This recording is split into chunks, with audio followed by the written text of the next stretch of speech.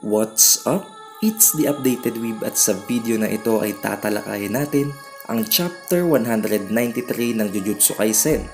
As you can see, medyo paus ang boses natin subalit that doesn't stop us from making another latest chapter release review of Jujutsu Kaisen. So please bear with me muna para sa video na ito.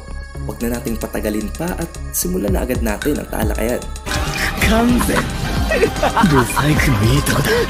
Konting recap mula sa chapter 192 ay na-reveal niyang si Naoya ay isang cursed womb at ang kanyang napakapangit na pagmumukha sa kanyang caterpillar form ay napakalakas. Paano na lamang kung makapasok na siya ng kanyang final form.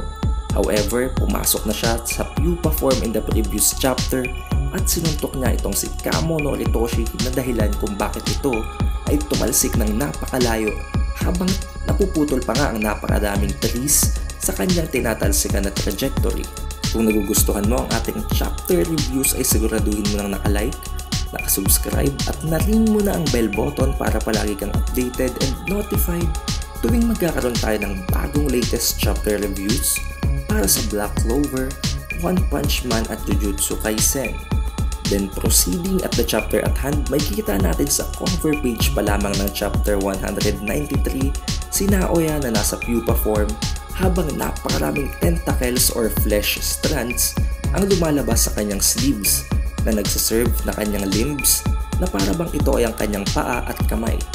The next panel ay may kita nating parabang may na-sense itong si Naoya na nasa pupa form habang tinitingnan niya ang kanyang fist na nabuo gamit ang kanyang flesh strand ay sinasabi niyang hindi na daw masama para sa susunod na magiging head ng Kamo clan, meaning buhay nga itong si Kamo at hindi siya napatay ng suntok na yun na ginawa ng pupa form ni Naoya. At tama nga ang ating naisip na kapag reinforce nga itong si Kamo no Ritoshi ng kanyang blood manipulation technique upang masoften at magsilbing cushion sa impact na gagawin ng suntok na ginawa ni Naoya. At naisip din itong si Kamo no Ritoshi na kung hindi niya agad nagamit ang kanyang cursed manipulation technique ng blood ay maaaring napatay na siya sa isang suntok lamang. At na-realize din niya na kung mag-hold back pa siya ay maaaring mamatay siya agad dahil nga hindi niya nga makita man lamang kung saan nanggagaling ang mga suntok na binibitawan ni Naoya dahil nga sa napakabilis na speed nito ngayon. So without any hesitation ay pumasok na agad siya sa kanyang full extent habang ginagamit ang kanyang full reinforcement ng blood manipulation technique flowing red scale. The next panel ay makita nating gumagalaw na nga itong si Naoya sa side nitong si Kamo no Ritoshi na para bang nag-a-attempt ito ng isang sneak attack. Subalit may kita din natin sa panel na yon na unti-unti nang lumalapit si Maki para sa backup. Habang unti-unting lumalapit itong si Naoya papunta kay Kamo no Ritoshi, ay agad namang lumapit itong si Maki upang saluhin ng kanyang transcending attack. Na kung titingnan natin, sa next panel ay talagang nagland ng isang hit itong si Maki kay Naoya. Hindi naman nag-aksaya ng panahon itong si Kamo no Ritoshi at agad niyang ginamitan ng Crimson Binding itong si Naoya upang hindi na nga ito makagalaw pa dahil mahirap nga naman itong pabayaang magpaikot-ikot lamang dahil sa kanyang unusual na speed. Habang nakabind at hindi nakakagalaw ang cursed spirit na ito na si Naoya ay sinabihan itong si Kamo no Ritoshi si Maki na tapusin na ang laban. Subalit habang inaatake nitong si Maki si Kamo no Ritoshi ay umikot ito or nag-spin na parabang isang Beyblade kaya naman hindi na-utilize ang atake nitong si Maki at tumalsik lamang ito or na-deflect na parabang isang normal na atake lamang. Napansin ito ni Maki at na-perceive niya ang move na ito na parabang isang pandaraya kaya naman nasabi niya kay Naoya na lumaban siya ng patas at ng maayos.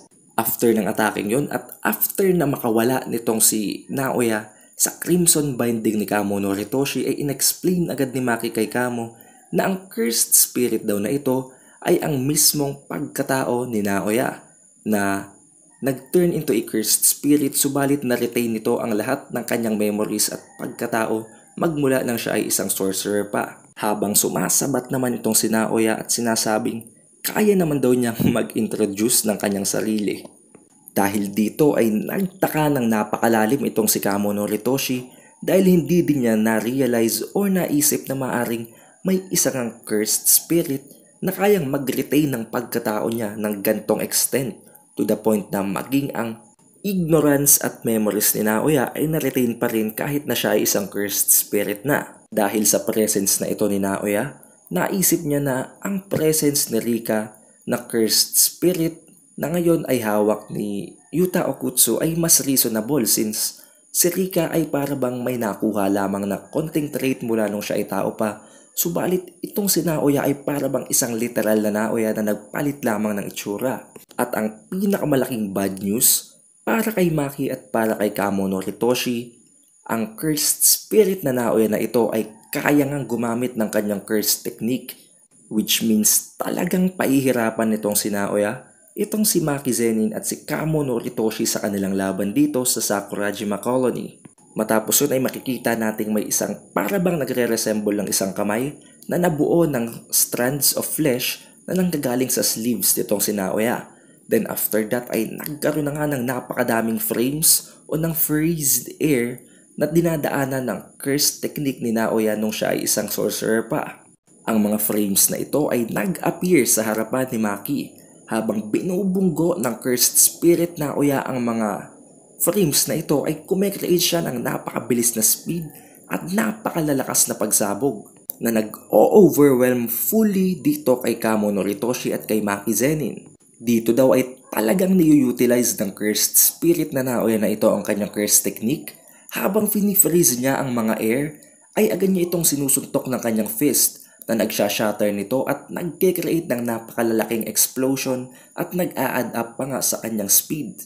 Subalit hindi pa doon nagsisimula ang atake ni Naoya. Imbis na atakihin sila nito directly, si Naoya ay lumipad pataas habang nagke-create ng mas mabilis pang acceleration para makapag-create ng mas malakas na impact at mas malakas na atake sa kanilang dalawa. Upang mapigilan ang air resistance sa kanyang pag-ascend papunta sa itaas ay ipinasok niya muna o inalis niya muna sa paglalaban ang mga flesh strands mula sa kanyang sleeves na parabang isa na siyang literal na pupa ngayon.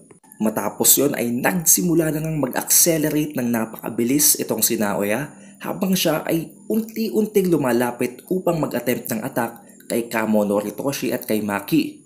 Then as someone na nakalaban na ni Naoya, way back nung isa pa siyang sorcerer, ay alam na ni Maki kung ano ba talaga ang dapat nilang gawin upang ma-counter ang napakabilis na speed ni Naoya. Sinabi niya ngayon kay Kamo no Hitoshi na once na ma-reach niya na ang maximum speed ay agad na siya nga atake dito sa dalawa. Nasabi din niya na cursed womb pa lamang itong si Naoya ay na-reach niya na ang supersonic speed. Kaya ngayong nakapag-evolve na siya into a new and mas superior na form ay maaring maging mas mabilis pa siya sa speed na yon. Na talaga namang nag-instill ng fear dito kay Kamo no Hitoshi kaya nasabi niyang ayaw niya nang isipin kung gaano pa kabilis ang maximum speed na kayang ma-reach ngayon ng pupa form niya. Dahil dito ang plano ngayon ni Kamo no Hitoshi at na Maki Zenin ay mag-counter attack na lamang dahil napakabilis nga ng speed ngayon ni Naoya at hindi nila kayang sabayan ang speed nito. Ang plano nila ay antayin ang atake ni Naoya at i-face yun head-on habang naglo-launch ng kanilang sariling attack na makakapigil kay Naoya sa kanyang paggalaw. Then makikita natin nagkakaroon pa nga ng mas malakas na propulsion ng air mula sa katawan ng pupa form ni Naoya na parabang ang air na lumalabas na ito ay nagsisilbi pang parang mga jet engine na nag-a-add up pa sa kanyang acceleration. But as a counter-attack nga ay nag-prepare na at pumasok na ng stance, itong si Maki Zenin habang inaantay ang paglapit ni Naoya upang makapag-launch nga ng counter-attack. Makikita din nating napakadaming mga spikes ngayon na nagawa ng blood manipulation technique nitong si Kamo no Hitoshi na hindi pa natin alam kung ano talaga ang purpose o kung anong klaseng technique or effect ang makikreate. Subalit alam nating magsusuporta ito sa kanilang counter-attack na gagawin kontra kay Naoya.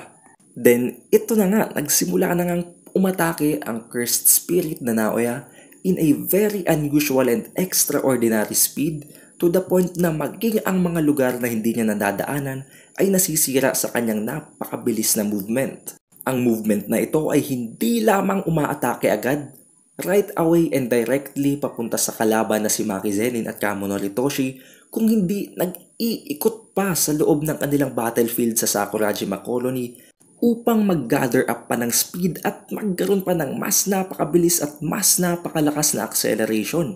Nabanggit din dito na ang form ng pupa form ngayon ni Naoya ay ni-utilize niya pa upang magkaroon ng mas mabilis na speed. Makikita natin sa kanyang likuran na mayroong parabang hélice or hindi natin alam kung hélice ba talaga pero nabanggit dito na pumapasok ang air papunta sa parteng ito ng katawan ni Naoya habang sa loob ng pupa form na yun ay kinokompress niya ang air at habang ito ay unti-unting naiipon sa loob ay ine-expel niya ito sa kanyang likuran na kaya na may mas bumibilis at nag-accelerate ang movement niya na parabang mayroon siyang sariling jet engine na nakreate niya sa kanyang sariling katawan na talaga namang nag-i-increase ng kanyang repulsive force to the point na kaya niyang umikot ng napakadaming beses sa napakaliit na amount of time. Kaya naman may kita tayong parabang isang napakaliit na tornado o parang fence na napakataas, subalit hindi ito isang totoo or actual na tangible object dahil ito lamang ay after image ng napakabilis na movement nitong si Naoya. Then dito na nga ay nagsimula ng mag-aim itong si Naoya papunta kay Maki at kay Kamunori Toshi in a very unusual speed na nagke-create ng napakalakas at napaka-massive na force to the point na maging ang dinadaanan nitong land ay nabubungkal pa nga. Makikita din natin ang very shocked na pagmumukha ngayon ni Maki na para bang hindi niya ina-expect ang napaka-massive na atakeng ito mula sa cursed spirit na Naoya. Then makikita natin bigla na lang nag-black ang susunod na panel na para bang bigla na lamang nag-blackout o para bang na-overwhelm talaga ang pag-iisip nitong si Maki matapos nang siya ay tamaan ng atake ni Naoya. Matapos yon ay makikita natin sa susunod na panel si Maki na nakahandusay na at tumatagas na ang napakadaming dugo mula sa kanyang bibig. Makikita din natin nakapin down na siya sa lupa. Nakalubog na ang almost half body part niya nang dahil sa lakas ng impact ng atakeng ginawa ni Naoya. Does it mean na unconscious na ngayon itong si Maki?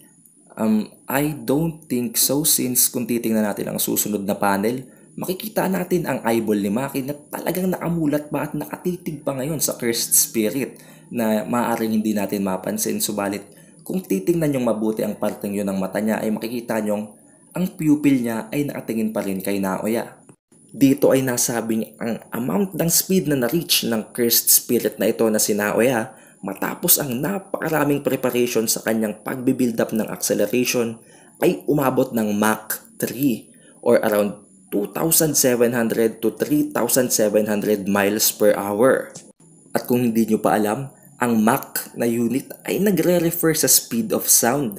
Ngayong nasabing ang speed ngayon nitong si Naoya ay umabot na ng Mach 3 only means na ang bilis niya ay 3 times the speed of sound, kaya naman hindi na nakakapagtaka kung bakit ganito na lamang ang nangyari kay Maki matapos siyang tamaan ng atake ni Naoya. Then nagtatapos ang chapter habang makikita natin ang panel na kung saan ay nandun si Naoya habang sinasabing, "No way, I lost once to this." Na nangangahulog ang minamaliit niya na ngayon si Maki habang sinasabing paano siya natalo sa nilalang na yun habang sa isang simpleng atake pa lamang niya ay napatumba niya na agad. Talagang ang Naoya ngayon na nabubuo ng chapter 193 na ito or maging ng mga previous chapters pa ay isang napakalaking menace to the point na ang mga naunang special grade na cursed spirit ay nagmumukhang isang mahinang nilalang lamang kumpara sa na-achieve niya ngayon. Subalit kung titingnan naman natin ang katawan ng cursed spirit na ito na si Naoya ay makikita nating may parabang mga tumama na mga projectile sa likuran nito. Kaya naman parabang may mga holes na sa likod nito na umuusok pa nga. Does it mean na may nagagawang effect ang mga spikes na nakreate ng blood manipulation ni Kamunori Toshi? Who knows, maaring may certain effects ang blood manipulation na technique na ginamit nun ni Kamunori Toshi na maaring mag-counter sa napakabilis na speed ngayon ni Naoya. Maaring may pinaplano ngayon si Kamunori Toshi dahil makikita nga nating hindi pa siya nag-a-appear matapos mabunggo itong si Maki Zenin ng full speed attack nitong si Naoya. Does it mean na sa susunod na release ng chapter 194 ay mafe-feature na ang power up naman ni Naoya at kung gaano nakalakas ang kanyang improvements maging ang kanyang curse technique. Maaring sa next chapter din ay maipakita na ang full or final form ng pupa na si Naoya at mag-turn na siya sa kanyang butterfly form. Who knows? Malalaman lamang natin ang lahat ng yan sa pag-release ng chapter 194.